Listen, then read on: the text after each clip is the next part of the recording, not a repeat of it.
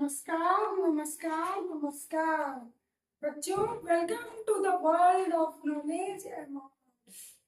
MR means make real achievements. आप जानते होंगे, वैसे मैं कई बार बता चुकी हूँ। Okay, I am your biology mentor and today we will discuss the transportation in human beings.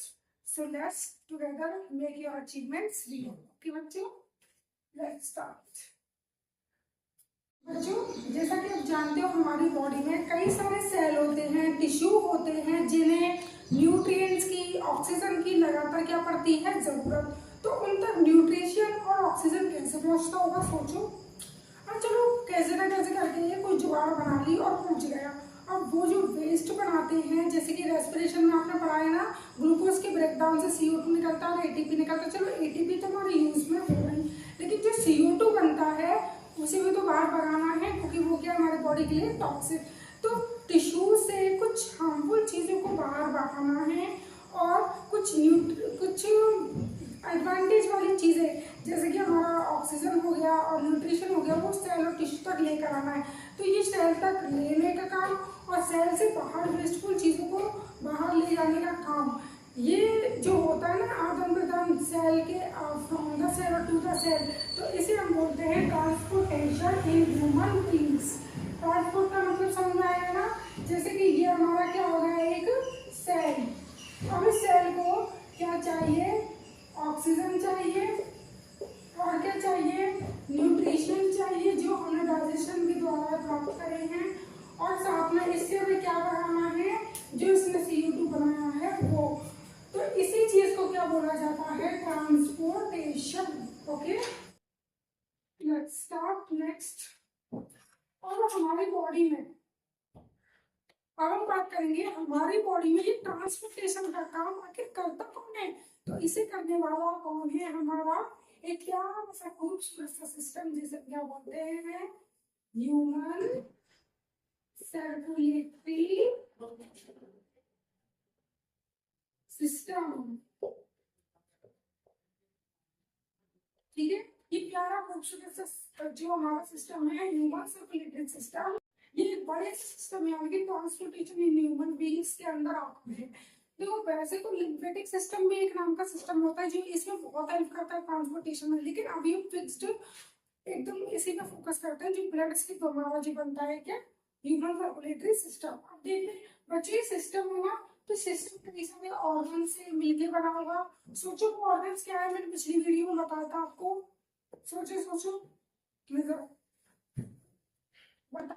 देखो बच्चों, पहला इसमें क्या आता है, क्या आता है, ब्लड। ये ब्लड जो है ना, ये वो मीडियम है, medium for which substance move from the cell and to the cell। ठीक है, जैसे कि हमारे साउंड के पार्टिकल्स को मूव करने के लिए क्या चाहिए, एक मीडियम चाहिए। ऐसे ही हमारे अंदर सेल के लिए ऑक्सीजन न्यूट्रिशन को पास करने के लिए एक मीडियम की जरूरत होती है, जिसमें बैठे हो जाते हैं, वो क्या है हमारा ब्लड। तो medium through substance move from the cell, यानी सेल तक और सेल से वापस। ठीक है, देन हमारा आता है ब्लड। जिन पाइप्स में भाई जो ब्लड बहेगा, उन पाइप्स को भी तो लेना, ब्लड को ऐसे थोड़ी बहेंगे, तो वो पाइप्स या वो ट्यूब्स से कहलाती हैं ब्लड वेसल्स। Blood vessels. अब आ गया तीसरा। अब ब्लड क्या करता है, हमारी पूरी बॉडी में सर्कुलेट करता है। क्यों, कैसे सर्कुलेट कर पाता है भाई, कोई प्रेशर, कोई धक्का तो देता होगा, तो पंपिंग ऑर्गन जो ब्लड को पूरी बॉडी में बहाता है। और पूरी बॉडी में क्यों बहाना है, पूरी बॉडी में ऑक्सीजन टिश्यू है हर जगह, तो उन तक चीजें पहुंचानी है। तो फिर हम क्या करेंगे, एक पंपिंग ऑर्गन लेंगे, जिसे हम क्या बोलते हैं, हार्ट। ठीक है, इसे हम क्या बोलते हैं प्यार से, पंपिंग ऑर्गन। ओनली इसका काम है पंप करना, और कुछ काम नहीं है। पंपिंग ब्लड, जैसे कि आपने देखा ना, घरों में जो मोटर होती है, जो सबमर्सिबल के अंदर लगी होती है, वो क्या करती है, पानी को ऊपर फेंकते हैं ताकि टंकी में पानी भर जाए, फ्लोर पर जाए पानी। तो इससे ही काम हमारा कौन करता है, हार्ट। पंपिंग ब्लड की तरह वो क्या करेगा, एकदम से धक्का देगा ब्लड को, और ब्लड पूरे बॉडी में फैल जाएगा। और किसके द्वारा फ्लो करेगा, ब्लड वेसल्स के द्वारा। ठीक है,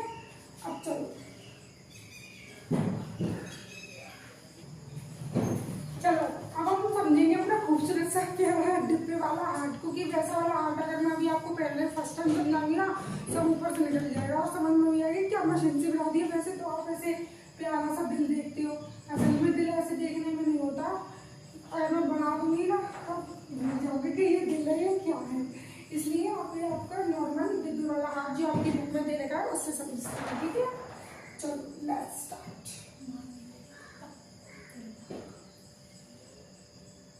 देखो गौर करना, मैं कुछ चेंज करूंगी इस डायग्राम में। अच्छा पहले एक क्वेश्चन पूछती हूँ जो मैंने पढ़ाया था। ऊपर वाले दो चैम्बर का नाम क्या बताया था मैंने पिछली वीडियो में? जल्दी कौन बताया पहले? इसका आंसर होगा ऊपर वाले क्या कहलाते हैं? आर्ट्रियम। तो राइट आर्ट्रियम, ये हो जाएगा हमारा लेफ्ट आर्ट्रियम। राइट वेंट्रिकल, नीचे वाले दो चैम्बर वेंट्रिकल्स कहलाते हैं, ये कहलाएगा लेफ्ट वेंट्रिकल्स। आप देखो इस डायग्राम में एक अलग चीज देख रहे होंगे कि मैं आर्ट्रियम के कंपैरिजन में वेंट्रिकल्स के जो चैम्बर है उनकी जो हार्ट वॉल मसल्स हैं, जो मसल्स मैंने बनाई है वो क्या बनाई है? थोड़ी थिक बनाई है। किसके कंपैरिजन में? आर्ट्रियम के कंपैरिजन में। ऐसा क्यों? थोड़ा सा सोचो सोचो, नहीं तो अभी कैमरा में आके दूंगी सब। तो देखो ऐसा क्यों? क्योंकि आर्ट्रियम से ब्लड फ्लो होकर वेंट्रिकल में जाता है और वेंट्रिकल लास्ट पार्ट होता है हार्ट का जहां से ब्लड फ्लो करता है पूरी बॉडी के लिए। तो पूरी बॉडी के लिए प्रेशर से ब्लड को फ्लो कराना है तो हार्ट की मसल्स को भी स्ट्रांग होना पड़ेगा ताकि खूब अच्छे से प्रेशर लगा पाए और ब्लड को पूरी बॉडी तक भेज पाए। समझ में आ गया? इसलिए जो हमारी वॉल्स होती है वो क्या होती है? थिक होती है वेंट्रिकल्स की, क्योंकि वेंट्रिकल्स को ब्लड फ्लो करवाना होता है पूरी बॉडी तक। अब बात करते हैं अपने ब्लड वेसल्स की। तो बच्चों यहाँ पे मैं थोड़ा सा समझा देती हूँ ब्लड वेसल्स। वैसे तो मैं नेक्स्ट उस वीडियो में बताऊंगी what is artery, capillary, veins, इनमें क्या डिफरेंस होता है, लेकिन आज सिर्फ नाम पढ़ते हैं। ओके, थोड़ा सा बताऊंगी। जैसे कि देखो एक ब्लड वेसल होती है आर्टरी, ठीक है, और दूसरी होती है हमारी वीन्स, और तीसरी होती है हमारी कैपिलरी। तो बच्चों जो आर्टरी होती है ये क्या करती है? कलेक्ट्स ब्लड फ्रॉम हार्ट को मैं एच से लिख रही हूँ, ठीक है, हार्ट टू बॉडी ऑर्गन्स को पीओ से लिख रही हूँ। वीन्स का क्या हो जाएगा? Collects blood from body organs to heart. ये वापस हार्ट को ब्लड लेके जाएगी बॉडी ऑर्गन्स तक और ये हार्ट से ब्लड लेकर आएगा बॉडी ऑर्गन्स तक। समझ में आ गया? तो हार्ट से बॉडी ऑर्गन्स और बॉडी ऑर्गन से हार्ट। अब आता है कैपिलरी। तो ये क्या होता है? Make connection between artery and veins. जैसे कि ये मैंने, देखो सुनो इधर डायग्राम में देखना, जैसे मैंने ये बना दी आर्टरी, फिर ये बना दी मैंने कैपिलरी और फिर मैंने इधर बना दी वीन्स, और इधर क्या बना दिया मैंने? टिश्यू। ये क्या हो गए? हमारे टिश्यू हो गए, या फिर आप इसे सेल भी बोल सकती है। तो देखो ये हमारी हो गई आर्टरी, ये हो गई हमारी कैपिलरी और ये हो गई हमारी वीन। समझ में आ गया? आर्टरी से ब्लड फ्लो करेगा, हार्ट से आएगा आर्टरी के पास, आर्टरी लेके जाएगी कैपिलरी से बॉडी ऑर्गन्स तक जाएगा और बॉडी ऑर्गन्स के बाद फिर ब्लड कहाँ चला जाएगा? वीन्स में। ठीक है, अब हम समझते हैं। अब हम पूरे परफेक्ट हो चुके हैं अपने इस डिब्बे वाले हार्ट को समझने के लिए। ठीक है, चलो, और एक बात हमेशा याद रखना, ठीक है, आर्टरी में जो ब्लड फ्लो करता है वो कौन सा ब्लड फ्लो करता है? Oxygenated blood. चलो इसे रख कर देती हूँ बच्चों ताकि इंटरप्शन ना हो कुछ। लंग्स हमारे कहाँ होते हैं? हार्ट के साइड में, और हार्ट के साइड में होते हैं तभी तो लंग्स के बीच में हमारा हार्ट होता है। लेकिन यहाँ डायग्राम को इजी बनाने के लिए मैं लंग्स को ऊपर डिनोट कर रही हूँ। ठीक है, चलो अब देखो शुरुआत बिल्कुल जीरो से शुरू करते हैं। पहले ब्लड हमारा रक्त रुधिर लेफ्ट आर्टरियम से फ्लो करता है लेफ्ट वेंट्रिकल में, फिर लेफ्ट वेंट्रिकल से हमारा हार्ट। और हमेशा याद रखना इनके बीच क्या होते हैं? वाल्व। क्या होते हैं? वाल्व। Valve VALVE valve. इन वाल्व का काम क्या होता है? वाल्व यूनिडायरेक्शनल फ्लो करवाना, ब्लड का यूनिडायरेक्शनल फ्लो करवाना। वाल्व कुछ नहीं है, मस्कुलर स्ट्रक्चर है एक, जो कहाँ प्रेजेंट होता है, लेफ्ट आर्ट्रियम लेफ्ट वेंट्रिकल के बीच में, राइट आर्ट्रियम राइट वेंट्रिकल के बीच में। तो क्या करवाता है कि अगर एक बार ब्लड लेफ्ट आर्ट्रियम से लेफ्ट वेंट्रिकल के अंदर आ गया तो वापस से लेफ्ट वेंट्रिकल से लेफ्ट आर्ट्रियम के में रिवर्स होके ना जाए, उसको प्रिवेंट कौन करता है, वाल्व। तो एक बार ब्लड लेफ्ट आर्ट्रियम से लेफ्ट वेंट्रिकल में आ गया तो वाल्व क्या हो जाएगी, क्लोज, और जैसे डोर की तरह समझ लो, दीवार बंद हो जाएगी। फिर उसके बाद ब्लड वापस से वेंट्रिकल के पास नहीं जाएगा, जितना ब्लड वेंट्रिकल के पास आएगा उतना का उतना ब्लड हम अपने बॉडी को भेज पाएंगे। समझ में आ गया? चलो, ब्लड का यूनिडायरेक्शनल फ्लो सब याद रखना वाल्व। अब उसके बाद बात करते हैं हम डायग्राम की, ठीक है। तो देखो, लेफ्ट आर्टरियम से ब्लड आ गया लेफ्ट वेंट्रिकल के अंदर, वाल्व भी होगा क्लोज, तो एक बंद कमरा जैसा होगा जिसके अंदर खूनी खून व्यक्तिगत ब्लड भरा है। तो एकदम से क्या होगा बच्चों, बहुत ज्यादा प्रेशर हो गया। अब प्रेशर होगा तो कहीं ना कहीं तो फटेगा। तो देखो, प्रेशर ब्लड का फिर कहाँ जाता है, हमारी सबसे बड़ी आर्टरी जिसका नाम क्या होता है, ओवरटा, क्योंकि पूरी बॉडी को ब्लड पुश करना है ना, हमें बताया था मैंने, मसल्स को थिक वेंट्रिकल की पूरी बॉडी को ब्लड भेजेंगे। तो ओवरटा ने ब्लड, ओवरटा को क्या आया, लेफ्ट वेंट्रिकल से ब्लड आया और कहाँ भेजा इसने, बॉडी ऑर्गन, सारे बॉडी ऑर्गन से ब्लड, लोअर पार्ट को भी और अपर पार्ट को भी। अपर पार्ट में क्या आ जाएंगे, हमारे ब्रेन वगैरह आ जाएगा, और लोअर पार्ट में हमारी लिम्स वगैरह आ जाएंगे, ठीक है, इन सबको ब्लड पहुंचेगा। फिर उसके बाद ऑर्टा से, अब आपको पता है ना बॉडी ऑर्गन्स को किस चीज की नीड है, तो इधर क्या होगा, ऑक्सीजन को ले लेंगे और यहाँ से ब्लड वापस जाएगा राइट आर्टरियम के अंदर, और यहाँ पे वो क्या दे देंगे, CO2 को दे देंगे। और मैंने आपको पिछली वीडियो में बताया था कि जिस ब्लड के अंदर ऑक्सीजन प्रेजेंट है तो उसे बोलते हैं ऑक्सीजनेटेड ब्लड, और जिस ब्लड के अंदर ऑक्सीजन एब्सेंट है तो उसे बोलते हैं डीऑक्सीजनेटेड ब्लड। इन दोनों ब्लड में एक डिफरेंस ये भी होता है कि जो ऑक्सीजनेटेड ब्लड है वो लाइट इन कलर होता है, थोड़ा रेडिश कम हुआ, लेकिन जो हमारा डीऑक्सीजनेटेड ब्लड है वो डार्क रेड होता है, ठीक है। लेकिन हम अपने आप बोलते हो ना दीदी दीदी, या अपने स्कूल में देखते हो तो हमेशा डीऑक्सीजनेटेड ब्लड को ब्लू से डिनोट करते हैं। तो ब्लू से इसलिए डिनोट करते हैं अपने उसके लिए, थोड़ी स्टडी को इजी बनाने के लिए, क्योंकि दोनों ऑक्सीजनेटेड डीऑक्सीजनेटेड को हम रेड कलर से डिनोट नहीं कर सकते इसलिए, ठीक है। तो याद रखना, ऑक्सीजनेटेड ब्लड फ्लो क्या आ रहा था, लेफ्ट आर्टरियम लेफ्ट वेंट्रिकल, ओवरटा, ओवरटा से बॉडी ऑर्गन ने ऑक्सीजन को यूज करा, CO2 को दिया एज अ वेस्ट प्रोडक्ट, फिर ये ब्लड गया राइट आर्टरियम में। अब ये राइट आर्टरियम में कैसा ब्लड गया, डीऑक्सीजनेटेड ब्लड गया, और फिर डीऑक्सीजनेटेड ब्लड कहाँ एंटर करा, राइट वेंट्रिकल में। फिर राइट वेंट्रिकल से जाता है हमारा ब्लड लंग्स के पास। लंग्स के लिए एक वर्ड यूज करते हैं हम, पल्मोनरी। लंग्स के लिए एक वर्ड यूज करते हैं बायो में, पल्मोनरी।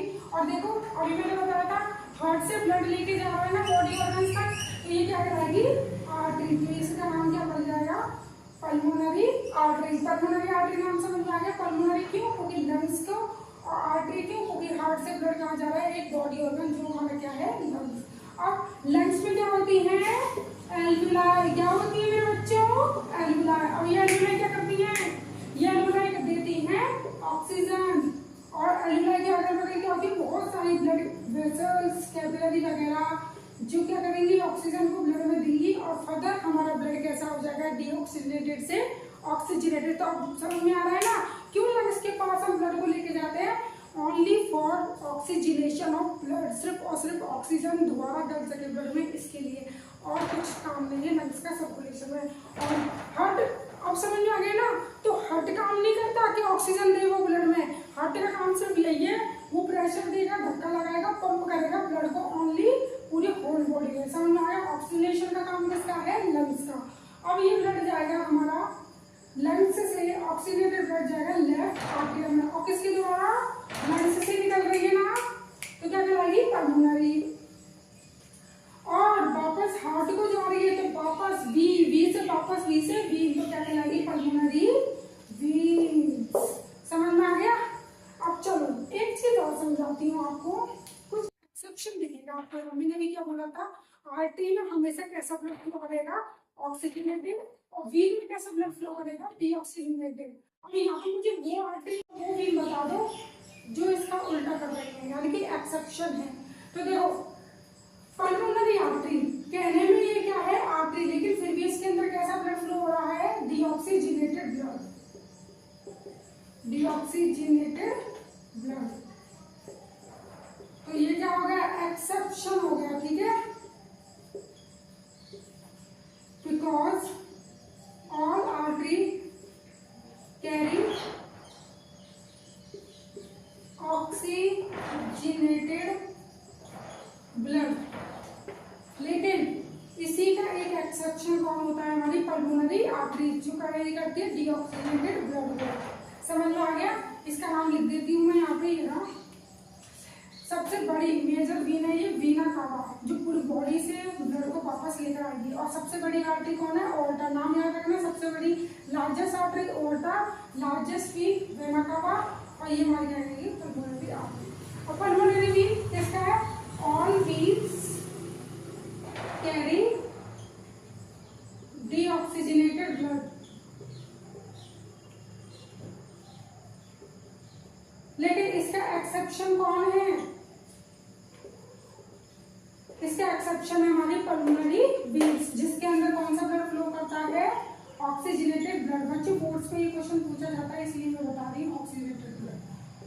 ओके, इतना नोट करो इसे आप। अब हम क्या पढ़ते हैं, अब हम पढ़ेंगे, सब पढ़ लिया, बस एक चीज रह गई है जो बोर्ड्स में बहुत इंपॉर्टेंट है, जो बच्चे लास्ट तक टिकेंगे उन्हें ये माल मसाला मिलेगा, नहीं तो सब ऐसे ही गया। तो देखो बाय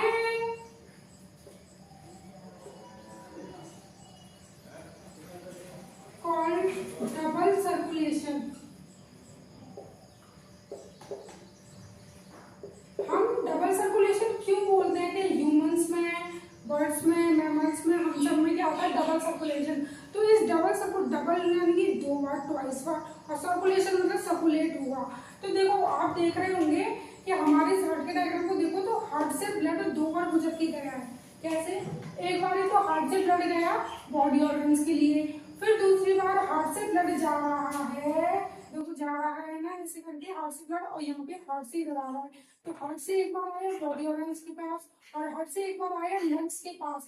तो दो हार्ट से ब्लड गुजरा है, इसलिए हम क्या बोलते हैं, इसे डबल सर्कुलेशन। और जो लंग्स के लिए जाता है उसे बोलते हैं पल्मोनरी सर्कुलेशन। अभी मैंने बताया था लंग्स के लिए नाम क्या होता है, पल्मोनरी। तो पल्मोनरी सर्कुलेशन अगर तो ब्लड जाता है बॉडी के सिस्टम्स के लिए, तो सिस्टम से सिस्टमेटिक सर्कुलेशन, ऐसे याद रखना। तो ये हो जाएगा हमारा सिस्टमेटिक सर्कुलेशन। और जब हम इन दोनों सर्कुलेशन को जोड़ेंगे तो क्या बन जाएगा, डबल सर्कुलेशन। तो समझ में आ गया, why we have double circulation, because the blood passes twice in a one time, एक ही टाइम पर ब्लड दो बार गुजर के जा रहा है हार्ट से, तो हम क्या बोलते हैं, इधर क्या हो रहा है, डबल सर्कुलेशन। तो इसकी डेफिनेशन क्या रखोगे, the blood flow from heart to body organs, मैं छोटा सा लिखती हूँ, heart to body organs, organs को ओ से डिनोट कर देती हूँ, और यहाँ लिख देना यहाँ पर ऐसे, लंग्स, हार्ट टू लंग्स। अब नेक्स्ट वीडियो बताऊंगी डबल सर्कुलेशन का बेनिफिट क्या